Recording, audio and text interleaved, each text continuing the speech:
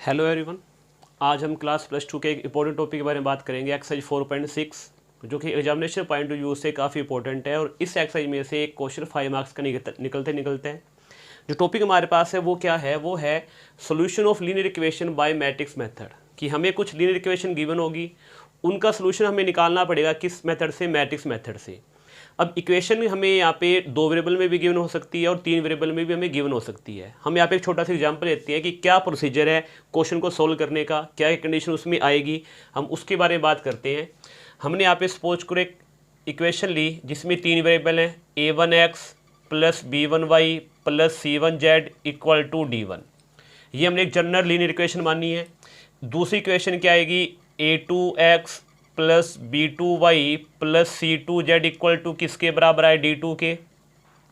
फिर आएगा a3x plus b3y plus c3z equal to किसके बराबर आ गया, d3 के। इस तरीके से आपको इक्वेशन गिवन हो सकती है, 3 इक्वेशन गिवन हो सकती है। 3 वेरिएबल की गिवन है तो वहाँ पे आपको 3 इक्वेशन गिवन होगी। अगर 2 वेरिएबल में है तो आपको 2 इक्वेशन गिवन होगी। सबसे पहले क्या करना है कि आपने मैट्रिक्स ए को फाइंड आउट करना है। मैट्रिक्स ए हमारे पास क्या है कि जो वेरिएबल हमें दे रखे हैं उन वेरिएबल के जो कोफिशिएंट है वो मैट्रिक्स ए होगी। a1 b1 c1, a2 b2 c2 और फिर क्या आएगा a3 b3 और क्या आएगा c3। x जो मैट्रिक्स है वो होगा जो नंबर ऑफ वेरिएबल हमें गिवन है, x y और z। और जो b मैट्रिक्स हमें गिवन हो, जो हमें निकालनी होगी वो होंगी इसमें इन इक्वेशन में जो कांस्टेंट है। जैसे इसमें क्या है d1 d2 और क्या है d3। तो सबसे पहला काम आपका ये होगा कि ए मैट्रिक्स बनाना, फिर एक्स बनाना, फिर हमने क्या बनाना है इसके अंदर बी बनाना है। सपोज करो हमें 2 वेरिएबल में दे रखी है equation a1x plus b1y equal to c1, फिर क्या आएगा a2x plus b2y equal to c2। तो भी हमें क्या करना है, सबसे पहले मैट्रिक्स ए को फाइंड आउट करना है। एक्स और वाई के जो वेरिएबल हैं a1 b1, फिर हमारे पास क्या आएगा a2 b2। फिर हमें क्या करना है, एक एक्स मैट्रिक्स निकालिए जो नंबर ऑफ वेरिएबल को बताएगा, एक्स और वाई। फिर बी मैट्रिक्स जो इसमें हमें कांस्टेंट दे रखे हैं, क्या आएगा आपका c1 और क्या आएगा इसके अंदर c2। चाहे इक्वेशन आपको 3 गिवन हो चाहे इक्वेशन 2 गिवन हो, आपने इस तरीके से क्वेश्चन सबसे पहले स्टार्ट करना है। मैट्रिक्स ए निकालनी है, मैट्रिक्स एक्स और मैट्रिक्स बी। मैट्रिक्स ए या तो 3 ऑर्डर की होगी या ऑर्डर 2 की होगी। अब आगे का जो प्रोसीजर है दोनों में सेम है। हमें सबसे पहले क्या है, डिटरमिनेंट ऑफ ए चेक करना है।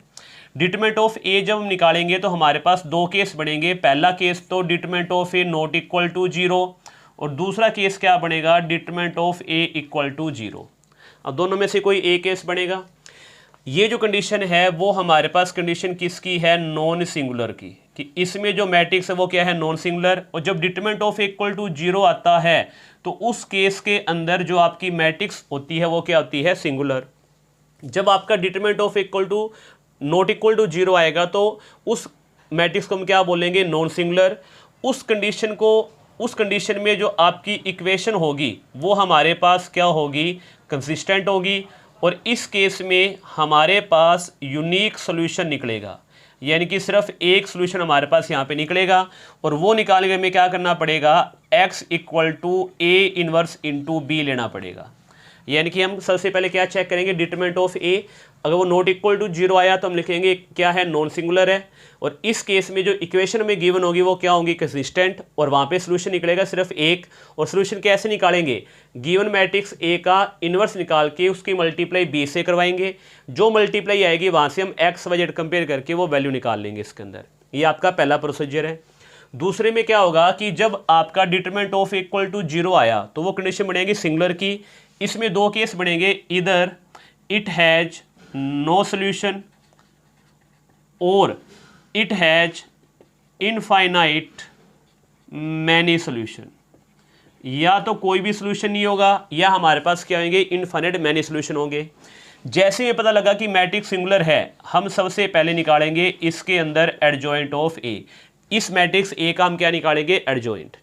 एडजॉइंट निकालने के बाद फिर हमारे पास हमने क्या करना है, एडजॉइंट ऑफ ए की मल्टीप्लाई बी से करवानी है। हमने पहले क्या डिटरमिनेंट ऑफ ए चेक करेंगे, वो 0 आने के बाद हम एडजॉइंट ऑफ ए निकालेंगे। एडजॉइंट ऑफ ए आने के बाद एडजॉइंट ऑफ ए की मल्टीप्लाई हम कराएंगे बी मैट्रिक्स से। मल्टीप्लाई करने के बाद फर्दर हमारे पास 2 केस बनेंगे।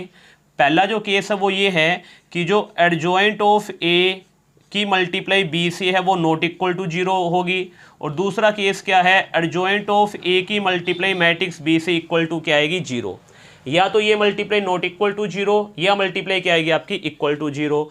जब ये नॉट इक्वल टू जीरो आई तो इस कंडीशन को हम क्या बोलेंगे, इनकंसिस्टेंट बोलेंगे। और इस केस में जो आपका आंसर आएगा वो आंसर क्या आएगा इसके अंदर, नो सॉल्यूशन।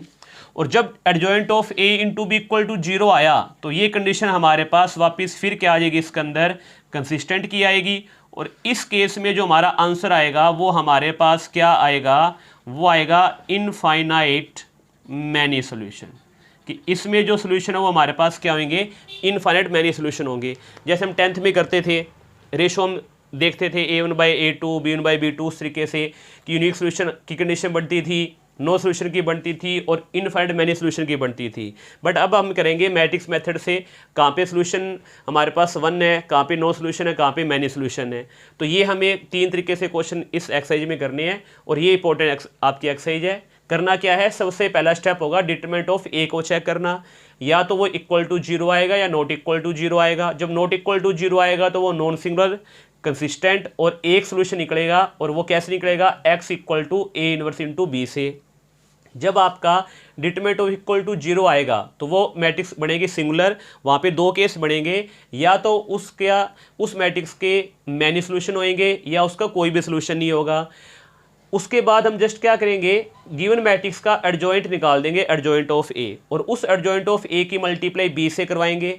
अब ये मल्टीप्लाई कराने के बाद फिर हमारे पास 2 केस बनेंगे इसमें, या तो ये multiply not equal to zero या ये मल्टीप्लाई इक्वल टू जीरो। अगर नॉट इक्वल टू जीरो आई तो नो सोल्यूशन, कंडीशन किसकी है, इनकंसिस्टेंट की। इक्वल टू जीरो आई तो कंसिस्टेंट, और वहाँ पे आंसर क्या आएगा आपका, इनफाइनाइट मैनी सोल्यूशन। यहाँ पे क्वेश्चन यहीं पे रुकेगा, इसमें हमें निकाल के दिखाना पड़ेगा मैनी सोल्यूशन कैसे बढ़ेंगे इसके अंदर। तो अब हम बात करते हैं इसकी एक्सरसाइज के क्वेश्चन के बारे में, चाहे ऑर्डर 3 किया है चाहे ऑर्डर 2 किया है, स्टेप आपको सेम ही यहाँ पे फॉलो करनी है इसके अंदर। अब हम इसके ऊपर बेस इस एक्सरसाइज का फर्स्ट क्वेश्चन करते हैं।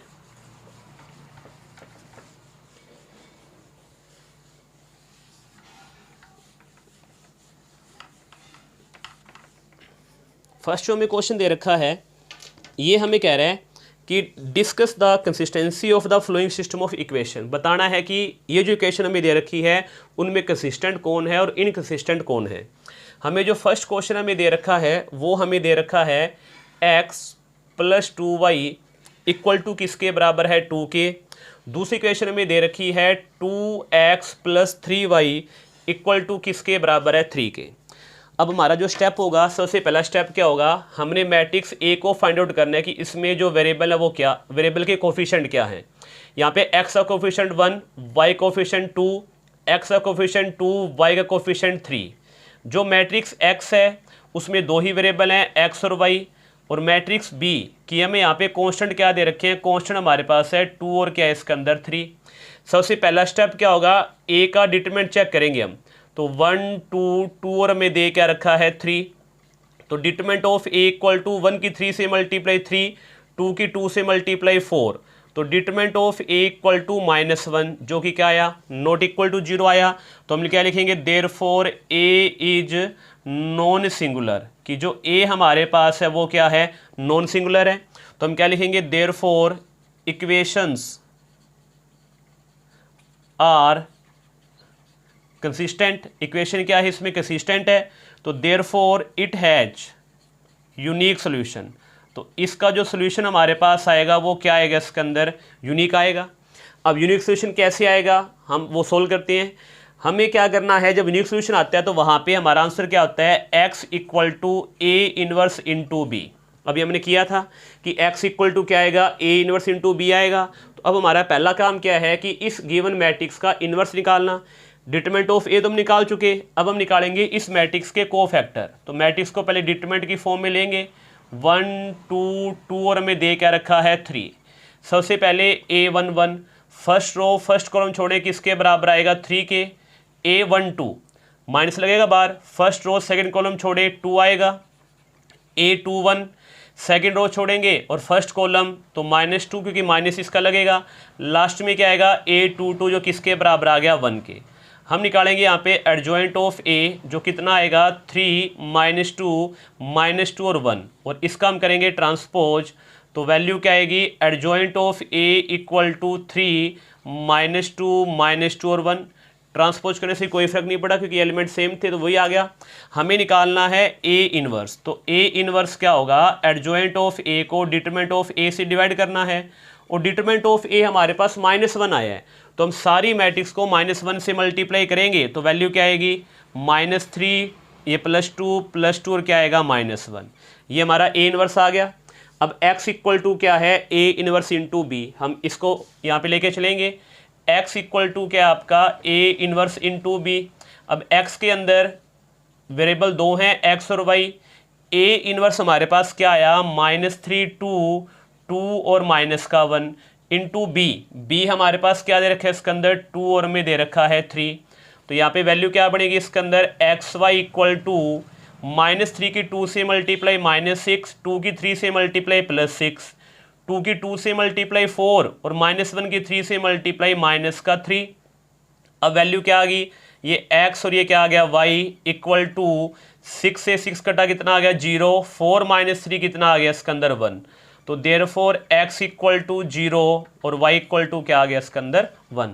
तो ये हमारे पास इसका आंसर आ गया। यहाँ पे हमने क्या देखा था कि यूनिक सोल्यूशन आएगा, तो हमारे पास यूनिक सोल्यूशन ही आया है, x की भी एक सोल्यूशन आ रहा है और y का भी एक सोल्यूशन आ रहा है। तो ये आपका कंप्लीट प्रोसीजर होगा। वैसे देखा जाए तो हमसे इन्होंने पूछा है कि कंसिस्टेंसी बतानी है, तो अकॉर्डिंग टू क्वेश्चन में यहाँ तक ही क्वेश्चन करना है, बट ना पूछा हो तो मैं पूरा प्रोसीजर इस तरीके से फॉलो करना है, ये पूरा कंप्लीट आपका सोल्यूशन है। बट क्वेश्चन के अकॉर्डिंग हम देखें तो वो पूछ रहे हैं कंसिस्टेंट है या इनकंसिस्टेंट है, तो वो बताना था हमने सिर्फ, तो क्वेश्चन आपका यहीं पे रुकता है वो। बट हमने यहाँ पे पूरा सोल्यूशन किया है। बाई चांस हमसे कंडीशन ना पूछ के सोल्यूशन पूछता तो हमें ये क्वेश्चन करना पड़ता, लिखा जाता कि solve given linear equation by using matrix method, तो हमें पूरा क्वेश्चन ऐसे करके दिखाना पड़ता। बट अब यहाँ पे question number 1 to question number 6 तक सिर्फ कंडीशन बतानी है, कंडीशन कौन सी आ रही है इसके अंदर, तो ये आपका प्रोसीजर चलेगा पूरा इसके अंदर। नेक्स्ट हम बात करते हैं इसके अंदर क्वेश्चन नंबर 2 के बारे में।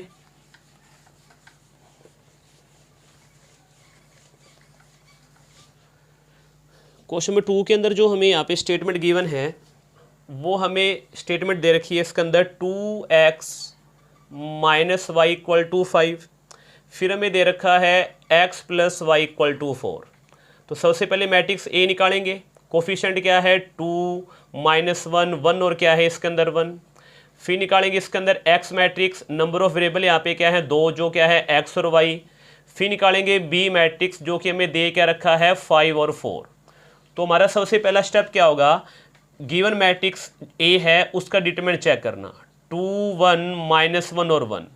तो ये वैल्यू क्या आएगी इसके अंदर, 2 की 1 से मल्टीप्लाई 2 -1 की -1 से -1, तो वैल्यू आ गई 2 -+3 नॉट इक्वल टू 0। तो therefore A is non singular, A हमारे पास क्या इसके अंदर नॉन सिंगुलर है, तो therefore it has unique solution. तो इसका हमारे पास क्या होगा, यूनिक सोल्यूशन होगा। और ये कंडीशन हमारे पास क्या आएगी इसके अंदर, कंसिस्टेंट की कंडीशन हमारे पास क्या है, ये कंसिस्टेंट कंडीशन है। बस हमें आते क्वेश्चन सोल्व करने इसके अंदर। नेक्स्ट हमें दे रखे इसके अंदर क्वेश्चन नंबर 3।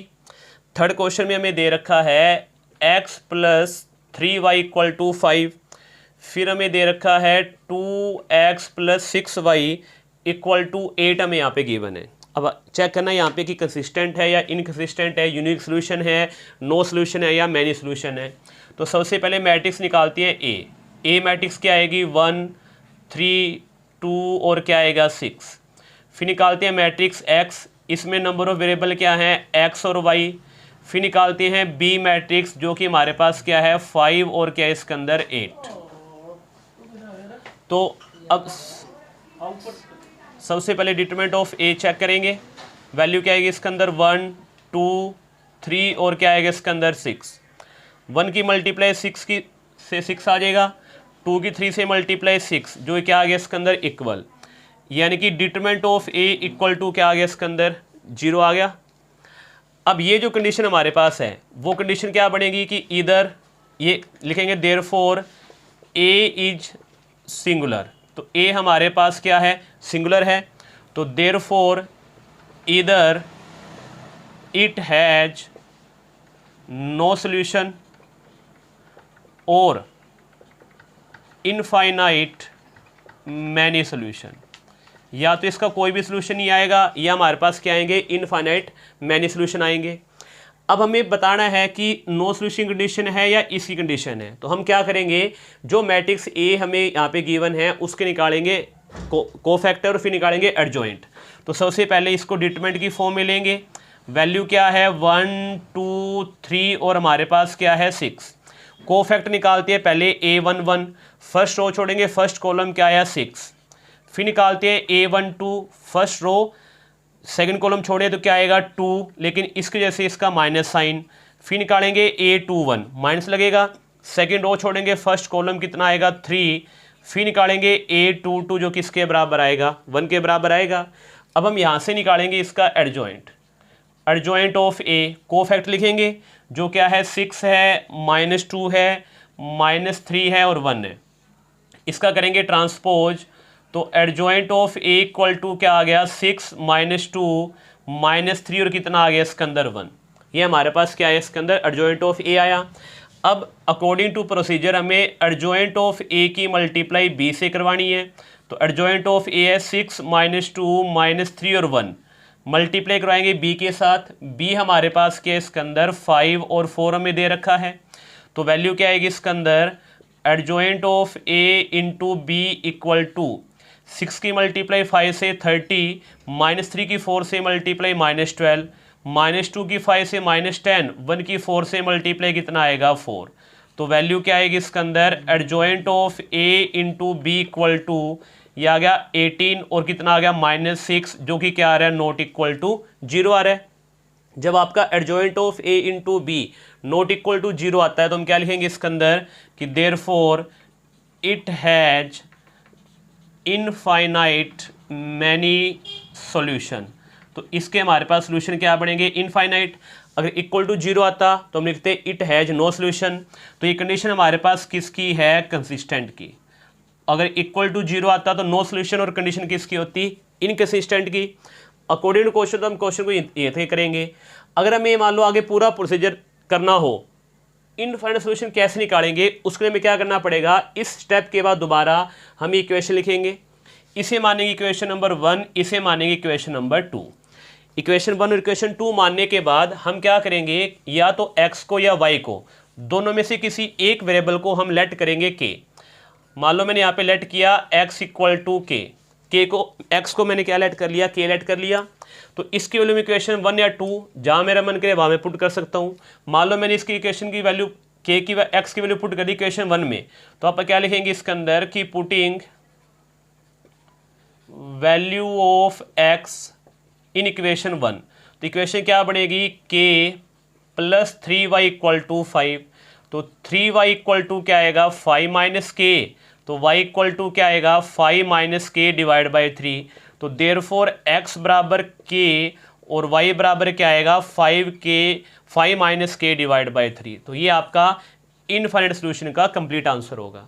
मान लो इसमें सिर्फ हमसे कंडीशन ना पूछी होती, वो बोलता कि इन इक्वेशन को सोल्व करो बाय यूजिंग मैट्रिक्स मेथड, तो ये चीज़ करने के बाद हमें इसके अंदर के की वैल्यू पुट करके क्वेश्चन को सोल्व करना पड़ता। नो सोल्यूशन का क्वेश्चन यहाँ पे आगे रुकेगा, उसके आगे वो होएगा ही नहीं। और ये जो क्वेश्चन आगे इस तरीके सोल्व करना हमने, तो मैंने यहाँ पे तीनों जो हमारी कंडीशन थी उनके ऊपर हमने यहाँ पे डिस्कस किया कि अगर मान लो यूनिक सोल्यूशन आता है तो हमने पहला क्वेश्चन पूरा कंप्लीट किया था। इनफाइनाइट सोल्यूशन आता है तो वो हमने क्वेश्चन नंबर 3 कर लिया। नो सोल्यूशन वाला यहाँ पे आके रुकेगा, उसमें हमें आगे करना ही नहीं है इसके अंदर। तो तीनों टाइप के आज हमने यहाँ पे क्वेश्चन कर लिए। तो क्वेश्चन नंबर 4, 5 और 6 वो आपने खुद करने हैं। जो नेक्स्ट क्वेश्चन है वो हम नेक्स्ट लेक्चर के अंदर डिस्कस करेंगे। Thank you, have a nice day.